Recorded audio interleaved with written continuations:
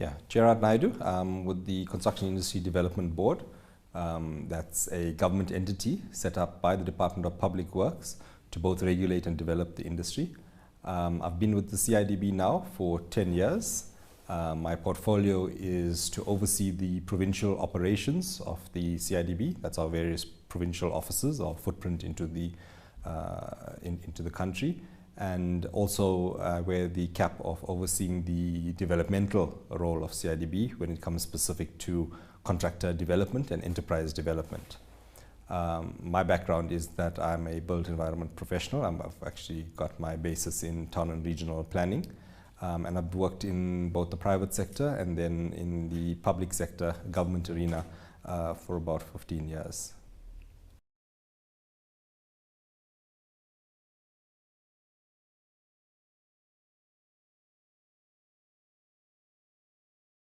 Okay, I say we both a regulator and a developer. Regulator is in terms of an act with a whole host of regulations and prescripts that we then purport to industry and ensure compliance. We regulate by virtue, firstly, of a proactive approach in terms of capacitation and awareness in terms of the requirements of the act.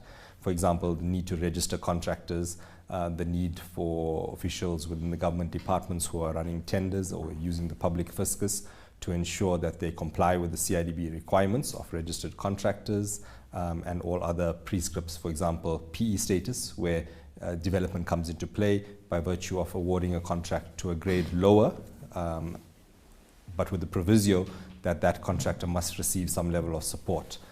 So those are some of the regulatory aspects. From a developmental perspective, we facilitate with the various client officials and the departments and we promote the adoption of the national contractor development. In terms of regulation, we are guided by the Act 38 of 2000. That's the CIDB Act, and it has various prescripts and regulations contained therein. For example, the use of registered contractors in terms of all government projects. And from a developmental perspective, there's a PE, which is a potentially emerging contractor who can receive work one grade lower with the proviso that the government officials and the department must have offered a certain level of support, and that's a developmental. So that's both the regulatory and development in one piece of regulation. But as the purporter of development, together with Public Works, we've devised a National Contractor Development Program, the NCDP, and that has within it both an incubator model of developing contractors, and we as a CIDB then capacitate officials and government departments in terms of the specific guidelines as to how an incubator should be run, and then we oversee that process through an interaction with the client officials to ensure that there is compliance, monitoring, evaluation, and certain levels of support in running incubators. We then report to the National Minister and the Public Works family through the MINMEC, which is the Minister meeting with these MECs. Also, in terms of developmental procurement, that's where the client departments use their general procurement, their tenders, in a developmental manner, and where they wear the hat of development. And in that regard, we've got a whole host of practice notes and guides as to how clients can think differently and think developmentally when projects are put out developmentally. And that's pretty much how we then approach the development agenda, by facilitating the various development programs, as well as giving support and capacitation and creating an awareness on alternative delivery models for development. It's predominantly through outreach where we provide for support. That outreach entails interacting with both our stakeholders from the side of contractors, contractor associations, the established associations, the built environment associations. So here I'm speaking of the likes of NAFCOC, NAFB, the BBCBE, all of the emerging black contractor associations, as well as the established industry, the likes of SAFCPCMP, CISA, EXA, and all of those under the umbrella of the Built Environment Council, the CBE. Also then we interact with the officials from national and provincial departments through various fora, engagements, meetings, one-on-one bilateral sessions. And we then interact with municipalities predominantly through an approach that we've used using the established structures of SALGA and COCTA, as well as MISA being the Municipal Infrastructure Support Agency. So those are the platforms or the associations or the organizations through which we reach the bigger population of public sector officials. We've got structured engagements. We interact on a regular basis, biannually at least, through the Provincial Construction Development Fora. Those are meetings where all of the stakeholders come together and we share all of this information. We give updates in terms of lessons that have been learned from certain programs, new guidelines, new criteria, etc. As part of our outreach, the CIDB also regularly meets with stakeholders through our provincial stakeholder liaison meetings. Our board, executive, provincial management then interact directly with these stakeholders to hear firsthand what the issues are, which helps us to tweak certain programs, policies and guides. Thanks.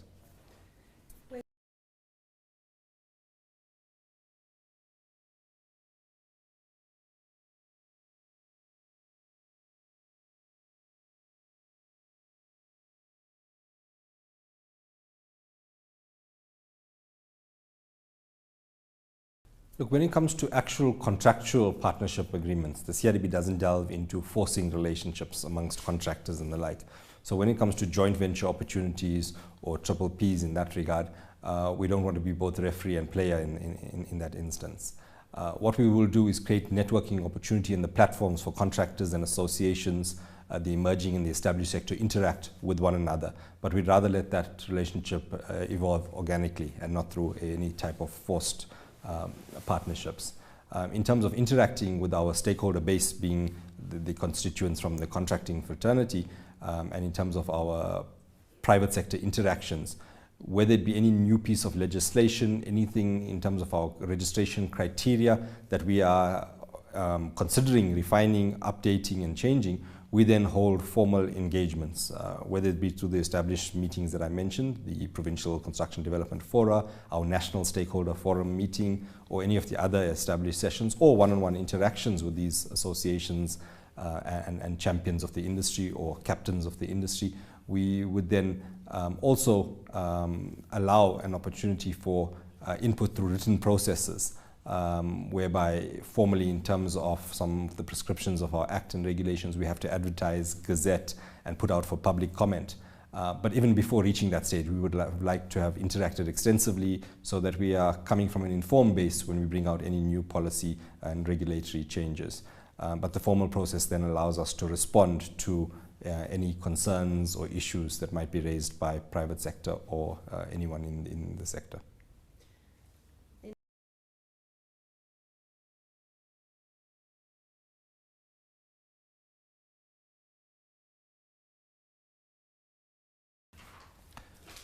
So too often the contractors are blamed for poor performance on a project. And I'm not defending contractors per se. In some instances, and our stats from our construction indicators that we did in about 2014 showed that in about 16% of instances, contractors are actually at fault, or through our survey with client departments, contractors have defaulted to some extent on projects, which is a large percentage. 84% seems to be the satisfaction level. So 16% is then the dissatisfaction level by the client officials in terms of the delivery by clients, which is something that needs to be addressed. However, likewise, we did a survey amongst the contractors to say how pleased or how dissatisfied are they with the client departments. Those are the government departments, the officials, and the officials then appoint in a number of instances consultants, and those consultants are normally built environment professionals, engineers, quantity surveyors, etc., who oversee, mentor, manage projects.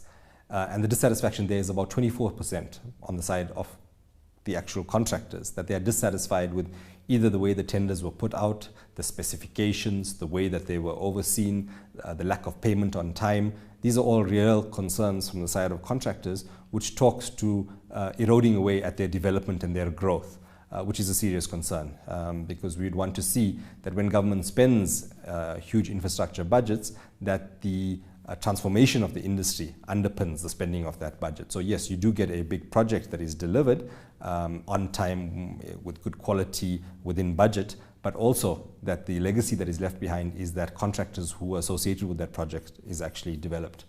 And that's then key in terms of the role of the built environment professionals that oversaw or project managed the various construction projects. Because right from conception, in the specifications of the way the tender was conceptualized, there should have been a proactive approach of thinking developmentally, so that alternative procurement models were utilized that supported development.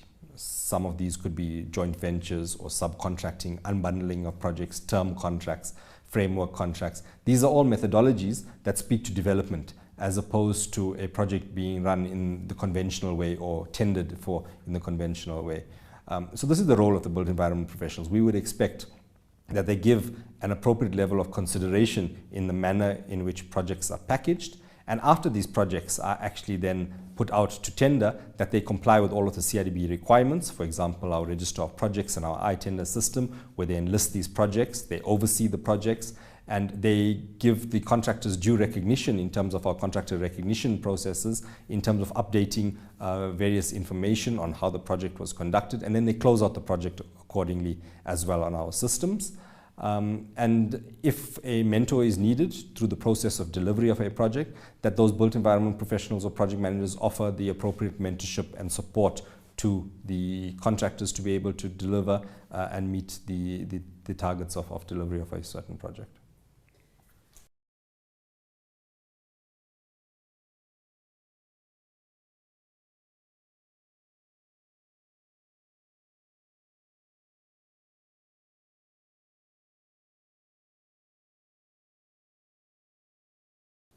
Yeah, look, in terms of the construction industry, we are a sector that comprises of in excess of 120,000 registered contractors. Of those, about 90% are at the grade 1 or the entry level. So we have to be very targeted in terms of project procurement, in terms of not creating too much of an expectation for the hopefuls or the job seekers at the entry level, whilst also not negating entry into the industry. And that's a balance that must be found. Once contractors are then graded in the CIDB system, there's a responsibility and role on the officials and the consultants and everyone else to ensure that, yes, they wear the developmental cap and they promote development through the procurement methodologies, but to what end point? And that's the key issue. One is for, and first and foremost, I would say, to ensure increased participation of the emerging sector, something that wasn't in year gone by, something that was realized in our country because of our specific history.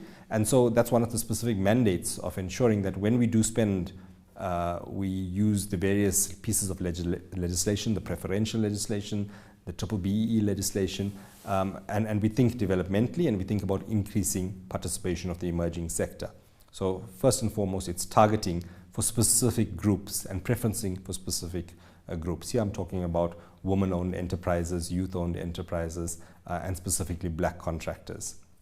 The other benefit is then in terms of transformation of the industry, and it's linked directly to the first in the sense that we would have to see the pyramid structure that we currently have in terms of very few higher grades who receive large amounts of projects in terms of the rand value and quantum of those projects versus a lot of emerging contractors, the smaller guys receiving much smaller projects. And how do we transform this industry to a level where the top end of the spectrum is then comprising of more black-owned enterprises?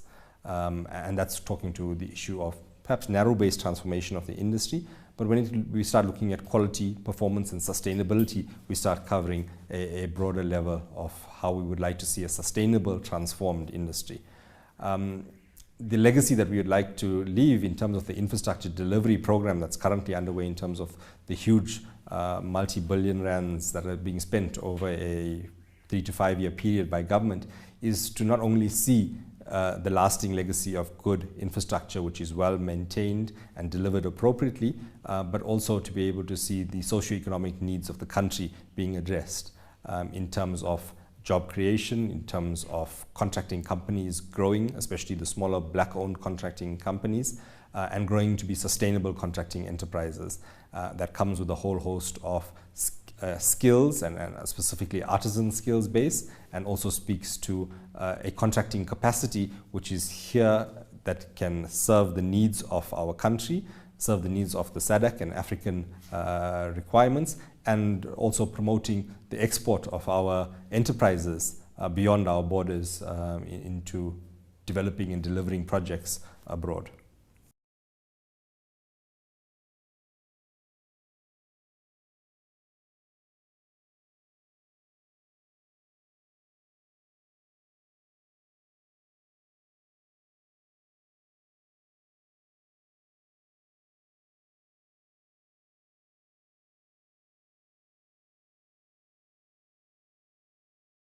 So when it comes to development, development naturally comes at a cost, but it should never be at the cost of quality and of performance of the contractors. So what we do as CIDB is we come up with a policy framework, the National Contractor Development Program being the specific one in this instance, which sets the parameters of what is required in terms of from the contractor side, from the side of officials, from the side of government, as well as key other stakeholders, financiers and finance intermediaries, training support, mentors, the built environment professionals and the consultants that are involved in processes. We set certain specific guidelines out in terms of this framework as well. The guidelines are a broad list of a checklist of criteria that must be put in place for an appropriate incubator development program. And some of the National Contractor Development Program principles of developmental procurement are also spelled out in great detail and also supported by practice notes. And what CIDB's role is to then promote this amongst industry players, especially the government departments which put out the projects, the consultants which assist them to do so, and to ensure that these practice notes and these prescripts and the frameworks that we have in place for development are actually embraced into council, into government policies, and actually then implemented. And the role of the CIDB is to continue to promote, to facilitate, to create an awareness of these programs, to entrench it, to ensure the implementation is happening at the grassroots levels of where projects are being delivered, and then to monitor and oversee in terms of the growth of those contractors. Are they moving up the CIDB grading system? Are they delivering in terms of our contractor recognition scheme, in terms of the best practices and the standards that we've put out, and what levels of compliance are there to all of these, and towards what eventual outcome would be good quality infrastructure delivery, as well as simultaneously achieving sustainable enterprise and business development.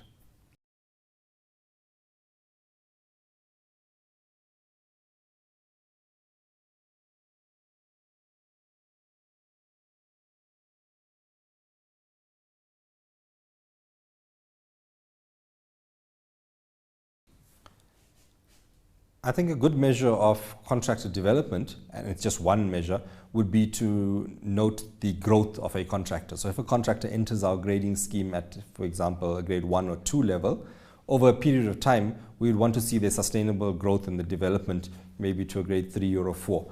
Also, there's a false expectation that contractors who enter at 1 or 2 might, within a short period of time, become a big grade 8 or 9 contractor able to deliver stadium and big infrastructure. That's a fallacy, and something that we have to ensure that we capacitate those contractors on in terms of what's the growth cycle and what's the business growth processes that are involved in running a successful construction company. But when it comes to good examples, we've done various surveys of contractor development programs in the country over a period of time. When we devised the National Contractor Development Program, we learned many lessons in terms of shortcomings of development programs. Some of those lessons spoke to the huge intakes, the huge amount of expectation, and inadequate number of projects to sustain contractors in those development programs, inadequate mentoring support that was being provided, contractual conflicts, etc. Those were huge challenges that compromised delivery programs of past. So when we conceptualized the NCDP and its guidelines, we were very clear in terms of drawing from those lessons. The adoption of the NCDP by national government took place in about 2008, and between 2008 and 2012, we were able to gauge a number of programs against the guidelines to ensure that there were certain levels of alignment that needed to be in place. And more recently, we've been able to now assess the programs that are out there, how have they been faring in comparison to the guidelines that were put out, and in terms of the criteria as to whether those are successful programs. As I mentioned, one of those indicators would be the upgrades of contractors on our processes or on our grading system. Examples would be in the Eastern Cape alone, as a single province, would be Kucha Development Corporation, the Department of Public Works Construction Incubator Program, Vukupile, and even EPWP, the Expanded Public Works Program of National Public Works. All of these are examples of contractor development programs, which when we did the test in terms of this stats analysis, we saw clearly that there were in the region of about 10% of growth of contractors within those development programs. Opportunities that would not necessarily have been there previously if sustainable contracting opportunities weren't allocated to those contractors, if mentoring support and financial support and contractual support wasn't there, these contractors would unlikely have been able to deliver in terms of the requirements, the quality and the performance levels in terms of what was required on these projects. So in these instances, quality or performance was not compromised, projects were delivered, and simultaneously socioeconomic needs were met, as well as the sustainable development of those enterprises.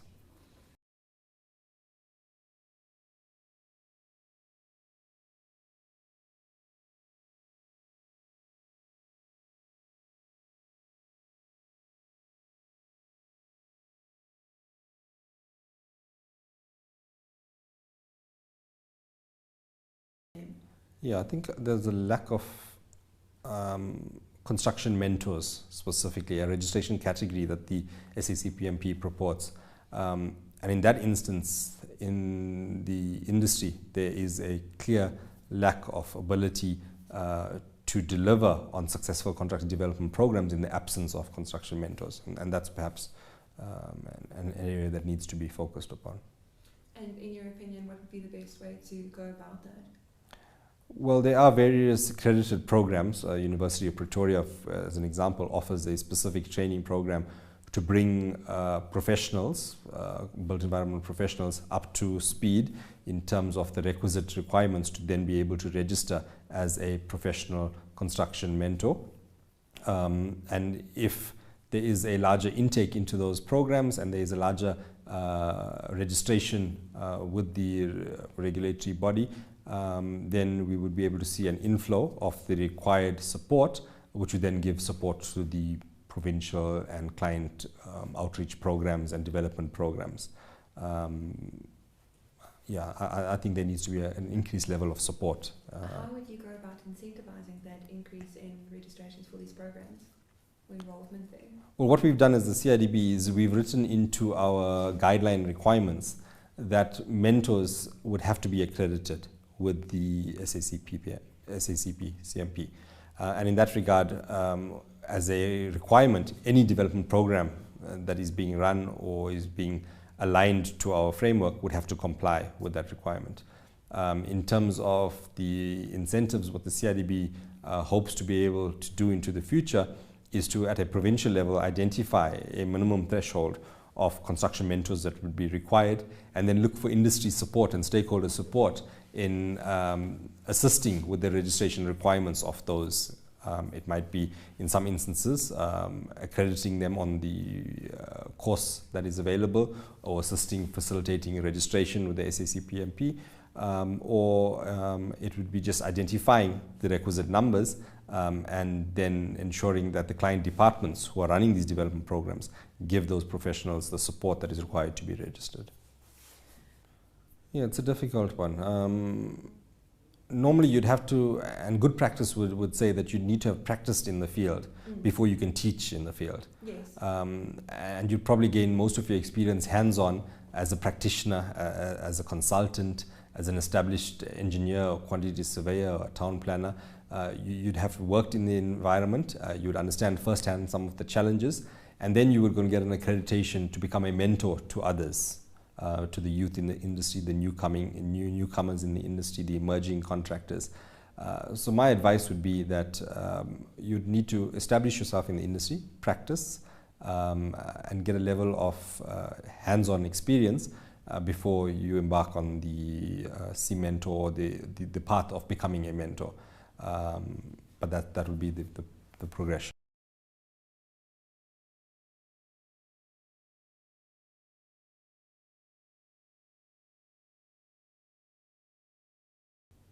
I think it's something maybe we need to look at. Maybe we need to look at a level of when promoting the industry to the youth, whether it be at the school levels on specific career development days, or whether it be at the university levels in construction management courses, to be able to spell out what the various options are after graduation, and somewhere down the line, mentorship and supporting of other enterprises and giving back to the industry is perhaps something we should highlight and profile. But at the moment, it's occurring organically. An engineer or built environment professional, once they reach a certain level of understanding of the industry and of the sector, and once they wish to share that information or knowledge or train in the field or become a mentor and a guide, then they embark on specific qualification or accreditation so that they can then focus on that field. Yeah, as I say, we could perhaps at the entry school level through career exposures, or at university level right at the onset at construction management courses through the induction processes, assist in career pathing to say these are the alternatives, or these are the options, or this is the evolution of a career. So yes, we could perhaps give some guidance in that regard. We haven't up to now given specific attention to career development or progression in the field, and perhaps it's part of CIDB's mandate to some extent, but I think there are other industry role players who also have a role to play in terms of that.